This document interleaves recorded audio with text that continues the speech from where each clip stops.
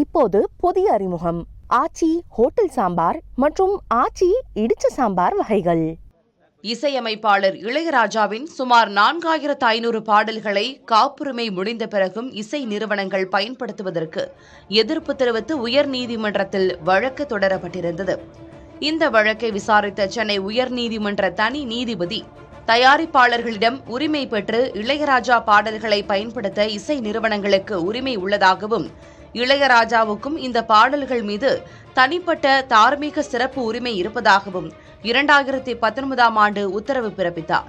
இந்த உத்தரவை எதிர்த்து இளையராஜா மேல்முறையீடு செய்திருந்தார். இதனை விசாரித்த சென்னை உயர்நீதிமன்றத்தின் 2 நீதிபதிகள் அமர்வு இளையராஜா பாடல்களை பயன்படுத்த இசை நிறுவனங்களுக்கு இடைக்கால தடை விதித்தது. இதனிடையே படத்தின் காப்புரிமை தயாரிப்பாளரிடம் இருப்பதாகவும், அவர்களிடம் செய்த ஒப்பந்தத்தின் அடிப்படையில் பாடல்களை பயன்படுத்த அதிகாரம் இருப்பதாகவும் எக்கோ நிறுவனம் சார்பிலும் மேல்முறையீட்டு மனு தாக்கல் செய்யப்பட்டது. இந்த வழக்கு நீதிபதிகள் ஆர் மகாதேவன், முகமது ஷபீக் ஆகியோர் அமர்வில் விசாரணைக்கு வந்தபோது, இசை நிறுவனங்கள் தரப்பில் ஆஜரான மூத்த வழக்கறிஞர் இளையராஜா எல்லோருக்கும் மேலானவர் என்று தன்னை நினைப்பதாக தெரிவித்திருந்தார். இந்நிலையில் வழக்கு மீண்டும் விசாரணைக்கு வந்தபோது இளையராஜா தரப்பில் ஆஜரான வழக்கறிஞர் சரவணன் காப்புரிமை விவகாரத்தில் தனது உரிமைதான் மேலானது என்ற வகையில் கருத்து தெரிவித்ததாகவும், மற்றபடி நீதிமன்றத்தையும் சட்டத்தையும் மதித்து நடக்கக்கூடியவர் இளையராஜா எனவும் விளக்கம் அளிக்கப்பட்டது.